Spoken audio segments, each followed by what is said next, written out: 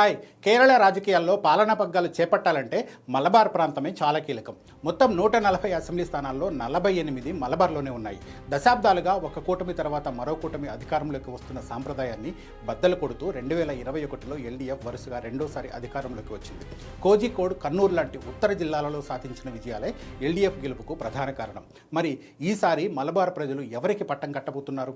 మలబార్లో గెలిస్తే తిరువనంతపురంలో అధికారం కైవసం చేసుకున్నట్టేనా?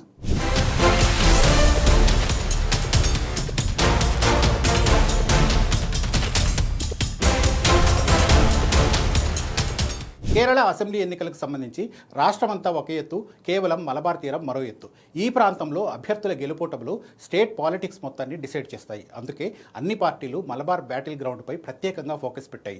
10 ఏళ్లుగా ప్రతిపక్షంలో ఉన్న యూడీఎఫ్ తిరిగి అధికారంలోకి రావాలంటే మలబార్లో బలాన్ని పెంచుకోవడం అత్యవసరం. ప్రస్తుతం మలబార్లో యూడీఎఫ్కు 20 సీట్లు ఉంటే వాటిలో 14 స్థానాలకు ఐయుఎంఎల్ ప్రాతినిధ్యం వహిస్తుంది. ప్రతిపక్షంలో ప్రధాన పార్టీ అయిన కాంగ్రెస్ 5 జిల్లాల్లో కలిపి కేవలం 5 నియోజకవర్గాలకే పరిమితమైంది. కేవలం ఐయుఎంఎల్ సాంప్రదాయ బలం మీద ఆధారపడకుండా కాంగ్రెస్ తన సొంత బలాన్ని పెంచుకోవడం ఇప్పుడు పెద్ద సవాల్. అయితే ఇటీవల జరిగిన ఎన్నికల ఫలితాలు యూడీఎఫ్లో కొత్త ఆశలు చిగురింపచేశాయి. 2024 సార్వత్రిక ఎన్నికలతో పాటు 2025 స్థానిక సంస్థల ఎన్నికల్లో ప్రతిపక్ష కూటమి మలబార్ వ్యాప్తంగా లెఫ్ట్ కంచుకోట్లను బద్దలు కొట్టింది. రాష్ట్ర ప్రభుత్వంపై వ్యతిరేకతతో పాటు మైనారిటీ ఓట్ల ఏకీకరణ వల్లే ఇలా జరిగింది. ఈసారి కూడా మైనారిటీల ఏకీకరణ తమకే లాభిస్తుందని యూడీఎఫ్ గట్టిగా నమ్ముతుంది.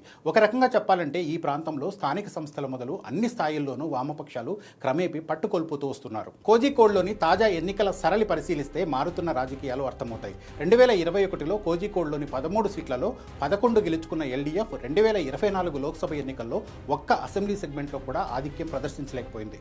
2025లో తొలిసారిగా కోజికోడ్ జిల్లా పంచాయతీని కూడా ఎల్డీఎఫ్ కోల్పోయింది. బలమైన క్యాడర్ ఉన్న ఎర్రజెండా నేతలకు ఇది గట్టి ఎదురు దెబ్బ అని చెప్పాలి.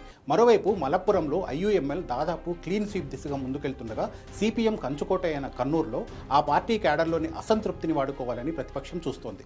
ప్రస్తుతమున్న ట్రెండ్స్ ప్రకారం మలబార్ ప్రాంతం యూడీఎఫ్కు క్రమేపీ అనుకూలంగా మారుతోంది. మలబార్ జిల్లాల్లో మిత్రపక్షాలతో సంబంధం లేకుండా కాంగ్రెస్ సొంతంగా బలాన్ని పెంచుకోగలిగితే ఆ కూటమికి తిరుగుండదు. ఇక ఎల్డీఎఫ్కు మలబార్తో ఎదురీత తప్పేటట్లు లేదు. స్థానిక సంస్థల ఎన్నికల ఫలితాలే అసెంబ్లీలోనూ రిపీట్ అవుతాయని చెప్పలేం.